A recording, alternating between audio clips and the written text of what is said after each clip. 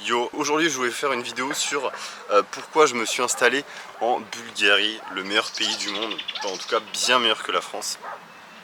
Euh, bon, par où commencer? En gros, faut savoir que moi à l'époque, donc j'avais commencé le poker pendant le confinement, je taffais au McDo, puis après je suis parti du McDo pour me lancer dans le poker. Et en gros, au moment où j'étais à fond dans le poker, il y avait le confinement, enfin, où je sais plus, enfin, il y a eu, après il y a plus. Mais en tout cas, j'avais pas le droit d'aller à la salle, j'étais puni parce que j'étais un mauvais élève, je ne m'étais pas fait vacciner. Oh là là, c'est très très grave. J'étais un danger public pour la société, super grave, donc bah. Voilà, j'étais privé de muscu, privé de salle, bon du coup je m'entraînais chez moi. Mais déjà à l'époque ce truc ça m'avait un peu saoulé, je me suis dit putain frère, j'habite dans un pays, je peux même pas aller en salle de muscu pour un truc de merde, genre waouh. Puis moi je me considère comme un homme libre, c'est super important pour moi la liberté. Et du coup habiter dans un pays où déjà je ne peux même pas aller en salle, alors que c'était vraiment toute ma vie à l'époque, bizarre quoi. Euh, et du coup ouais il y a eu ce truc, pour un petit peu remettre dans le contexte. Et également, moi dès le début, mes objectifs dans le poker, ça avait été d'être le meilleur joueur du monde. Voilà, j'étais vraiment en mode, je me lance dans le poker et mon but c'est vraiment d'être le meilleur, c'était mon objectif. Et du coup, je savais que tôt ou tard, je partirais de la France pour pouvoir accéder et jouer sur le point .com. Enfin, dans tous les cas, je savais qu'un jour, je partirais à l'étranger. J'avais déjà un petit peu en tête la Bulgarie, je sais même plus trop pourquoi, je crois que c'est parce que j'avais vu des vidéos sur YouTube. Et ça avait l'air stylé, tu vois. Moi, je recherchais la liberté. Je recherchais la liberté, un pays où je puisse faire ce que je veux et qu'on me casse pas les couilles. Et du coup, ouais, non, l'élément déclencheur, ça a été qu'en gros, je sais plus pourquoi, donc j'avais pas le droit d'aller à la salle.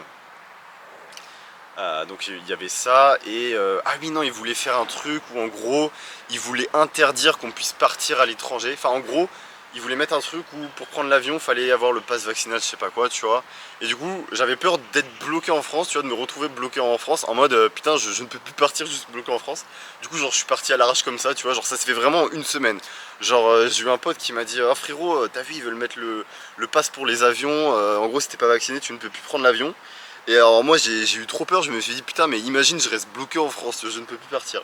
Donc en même pas une semaine frérot, le moment entre où je me suis dit faut que je parte et le moment où je suis parti frérot il s'est écoulé même pas une semaine, ça s'est fait vraiment mais super rapidement tu vois. Donc c'est important de partir, de passer à l'action dans la vie.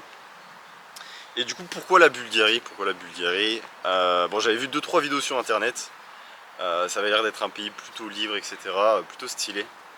Et en fait ouais moi j'avais vraiment fui la France parce que je me dis putain bah déjà la peur de me retrouver bloqué en France d'une part, d'une autre part je me dis putain je suis dans un pays frérot où potentiellement j'avais passé joueur pro de poker et je vais payer je sais pas combien de pourcents d'impôts pour un pays où je n'ai même pas le droit d'aller à la muscu, tu vois, genre en gros je vais payer je sais pas 60% d'impôts et j'ai même pas le droit d'aller en salle de muscu parce que je sais pas, elle va te faire enculer, tu vois, vraiment nique sa race. Vraiment, non mais frérot, ça n'a aucun sens, tu vois. Genre, du coup, pour moi, c'était impossible de rester en France, tu vois. Rien que par rapport à ça. De rester dans un pays où, genre, je file toute la thune que je produis et en échange, bah, je suis emprisonné chez moi, je n'ai pas le droit d'aller à la salle, tu vois. Surtout pour un truc, genre, enfin, ça n'a aucun sens, tu vois. Le Covid, tout ça, bref. On va pas parler de ça, enfin, bref, on va pas rentrer dans les détails là-dessus. Bref, du coup, je décide de partir en Bulgarie et bah en fait là-bas ça n'a rien à voir avec la France, ça n'a strictement rien à voir avec la France. Déjà faut savoir que pour louer un appart frérot, on ne te demande même pas ce que tu fais comme taf.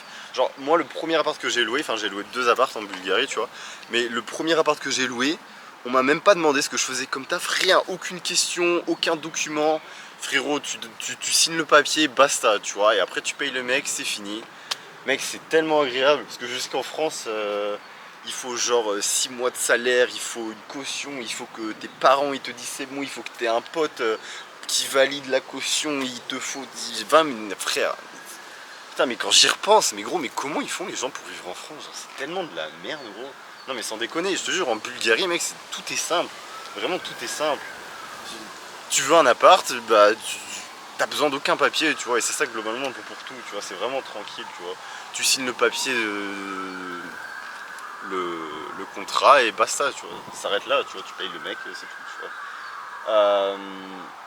Donc déjà, première expérience un peu positive, et bah, également la vie moins chère, et il y a également le fait de ce sentiment de liberté. Genre pourquoi j'aime la Bulgarie, c'est vraiment ce sentiment de liberté.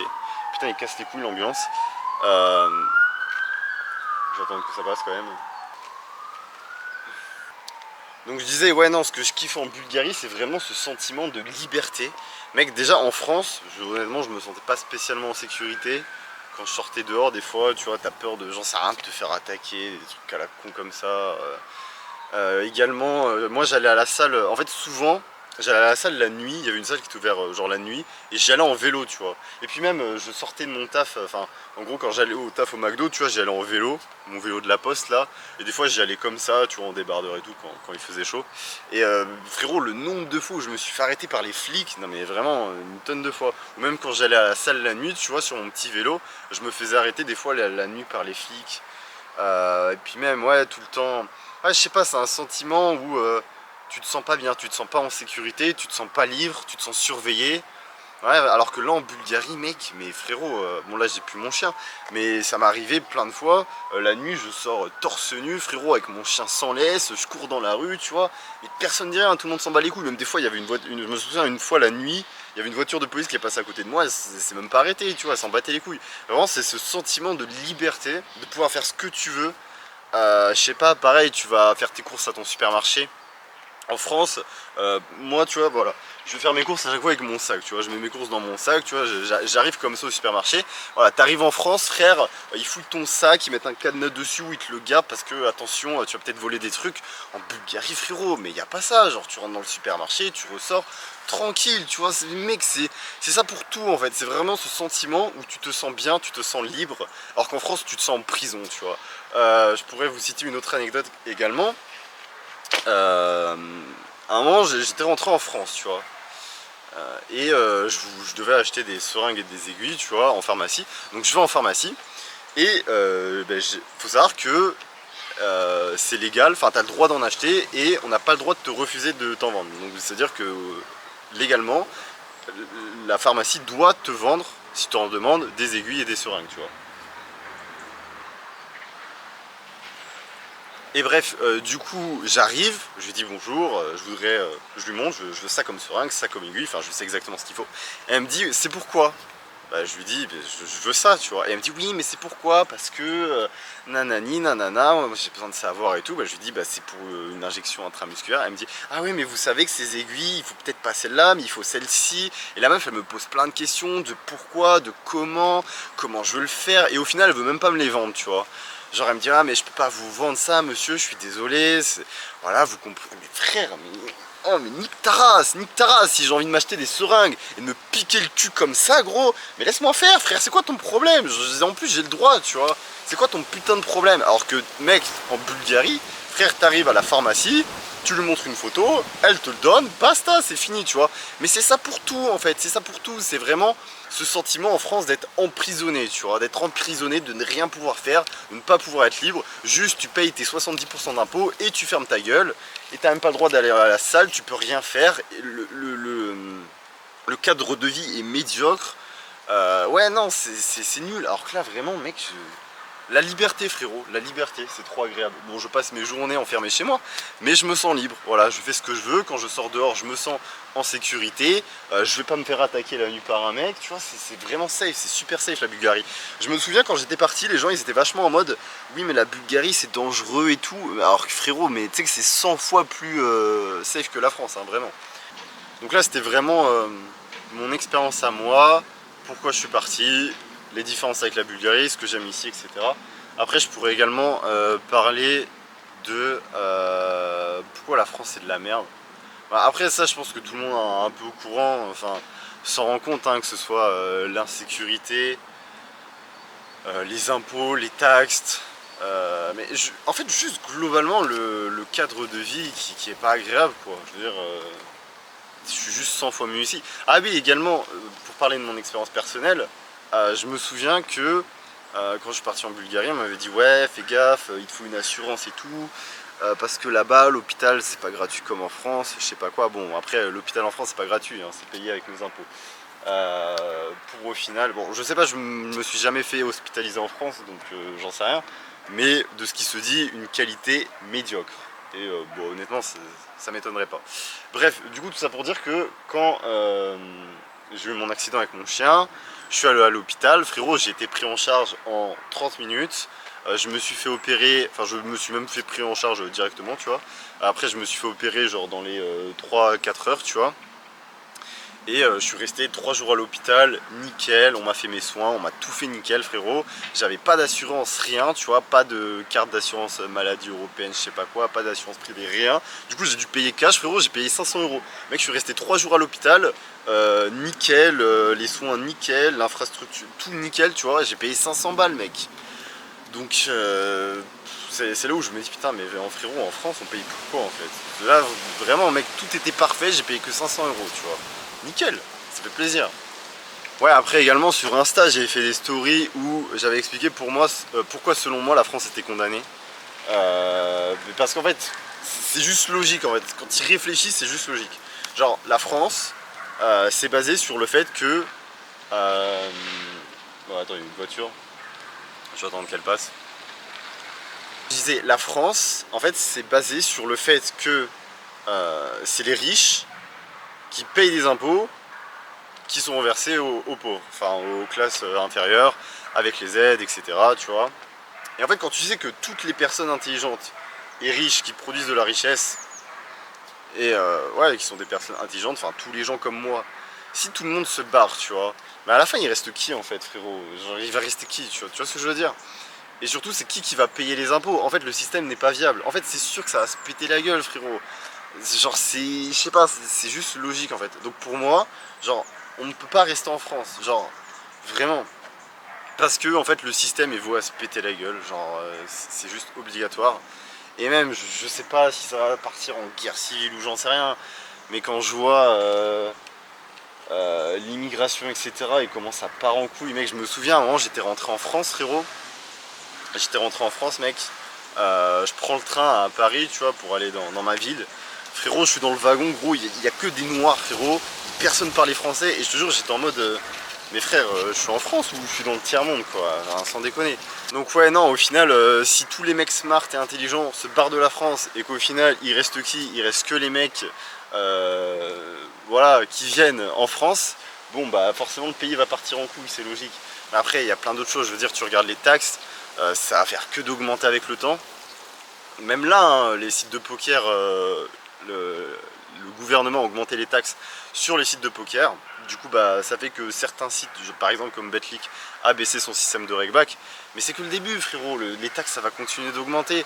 Et pour une qualité de vie qui ne fait que de se dégrader, en fait. Donc bref, pour moi, la solution, c'est d'être libre, géographiquement, de pouvoir partir où tu veux. Donc c'est pour ça que joueur de poker, c'est intéressant. Tu peux jouer en cash, tu peux jouer en spin, tu peux jouer en MTT. Parce que bah, ça te permet de pouvoir aller dans d'autres endroits sur la planète. Et en fait, tu vas visiter un petit peu, bah, tu visites plein de pays, ou tu visites un pays, j'en sais rien. Et puis une fois que tu trouves un pays qui te correspond, bah, tu t'installes là, tu vois. Parce que les gens ont tendance à croire que genre la France, c'est genre le meilleur endroit du monde. Mais frérot, mais pas du tout, mec. Pas du tout. Vraiment, je pense que ceux qui disent ça, c'est des mecs qui n'ont jamais voyagé. Parce que, en fait, c'est impossible de dire que la France est genre le meilleur pays. Et alors que pour moi, frérot, n'importe quel pays est mieux que la France, en fait, presque. Bref. Ah ouais, donc je suis en train de bouffer mes œufs là, je suis rentré chez moi. En fait, je sais pas ce que j'ai branlé avec ma caméra, mais j'ai pas filmé. Je sais pas, il me manque des rushs, je sais pas ce que j'ai fait. Du coup, bah, je vous fais la fin là. Ouais, parce que bah, je vais pas ressortir dehors, sachant que là, je vais me coucher dans 15 minutes, quoi. J'étais en train de faire le montage. Oui, d'ailleurs, j'étais en train de regarder ma vidéo. Des fois, j'ai des propos un peu... En fait, faut savoir que j'ai vraiment... je suis sorti dehors, j'ai sorti ma caméra, je l'ai allumée, et j'ai tout filmé d'une traite. J'ai rien préparé, j'ai pas réfléchi à ce que j'allais dire, j'ai vraiment dit ce qui me passait par la tête, sans réfléchir, sans rien préparer avant. Le but, c'était vraiment que ce soit le plus authentique et naturel possible. Du coup, des fois, voilà, il y a des choses que je pourrais un peu préciser. Des fois, je suis un peu extrême dans mes propos. Mais voilà, pour expliquer. Mais le but, c'était pas de faire une vidéo de 45 minutes où je détaille tout, quoi. Bref. Donc ouais, pour ceux qui veulent progresser au poker, gagner plus d'argent, monter de limites, partir à l'étranger si c'est pas déjà le cas, je propose un CFP en cash game et en spin, où je vous coach de A à Z. Voilà, je vous mentor. L'objectif, c'est vraiment de vous coacher le plus possible, de vous faire step up et monter de limite, que vous puissiez monter votre rôle et atteindre vos objectifs. Donc, s'il y en a que ça intéresse, vous pouvez me contacter sur Insta ou Telegram et je vous répondrai. En plus, moi, pour le coup, j'ai vraiment tout testé, j'ai tout fait, j'ai fait toutes les erreurs possibles. Donc, je sais vraiment ce qu'il faut faire et ce qu'il ne faut pas faire. Je pense être la personne la plus légitime pour accompagner et coacher des joueurs parce que en plus d'offrir mon expertise pour faire step up une personne purement sur le plan technique, je peux également l'accompagner sur le plan mental, sur le plan BRM, gestion de carrière, les choix à faire, les choses à ne pas faire parce que vraiment moi j'ai un peu fait tout ce qu'il fallait faire, tout ce qu'il fallait pas faire, j'ai tout testé, j'ai fait toutes les erreurs possibles et inimaginables et et ouais non c'est vraiment une belle opportunité je pense. Parce que là où j'en suis aujourd'hui, voilà, je suis quand même dans une bonne situation, je suis en place. Et même si je suis pas là où je devrais être, ça change rien en mon expertise et en mes connaissances, et donc ce que je peux apporter aux joueurs, quoi. Donc voilà, si ça vous intéresse, vous pouvez me contacter et on verra ça ensemble. Et ouais, si là aujourd'hui, il y en a qui pourraient me dire, mais dans ce cas-là, pourquoi t'es pas là? Bah, c'est d'une part par rapport à mon appartement, quoi, qui m'a ralenti de ouf dans ma carrière de joueur de poker. Et également du fait que moi, j'ai des objectifs différents, j'imagine, d'une personne normale qui pourrait être de juste faire de l'argent, monter de l'argent pour X ou Y raison. Moi, mon but, c'est d'être le meilleur joueur de tous les temps, tu vois. Donc forcément, genre, à beaucoup de moments, j'étais en mode, je m'en fous de ma rôle, je m'en fous. Je veux juste progresser, tu vois, je veux juste être meilleur, je veux juste devenir le meilleur, tu vois. J'avais que ça en tête. Donc c'est pour ça que des fois, bah, j'ai fait des choix qui n'étaient pas optimaux dans une optique de juste monter ma bankroll tranquillement, tu vois. Parce que sinon, bah, juste, tu focuses les fiches, parce que je fais actuellement, tu vois, au final. Mais c'est parce que là, bah, j'estime avoir atteint un niveau au poker, genre, là, honnêtement, je pense qu'il y a personne qui est meilleur que moi, tu vois. Donc, je me dis, bon, bah maintenant, il y a plus qu'à monter la roll, tu vois, et puis après, t'encules tout le monde, parce que le niveau technique, maintenant, tu l'as. Bref, j'espère que vous avez aimé cette vidéo. N'hésitez pas à vous abonner, à mettre un petit like. Et ouais, non, c'est une vidéo sympa à faire. Moi, je vous dis à demain pour le prochain vlog. Restez forts. Peace.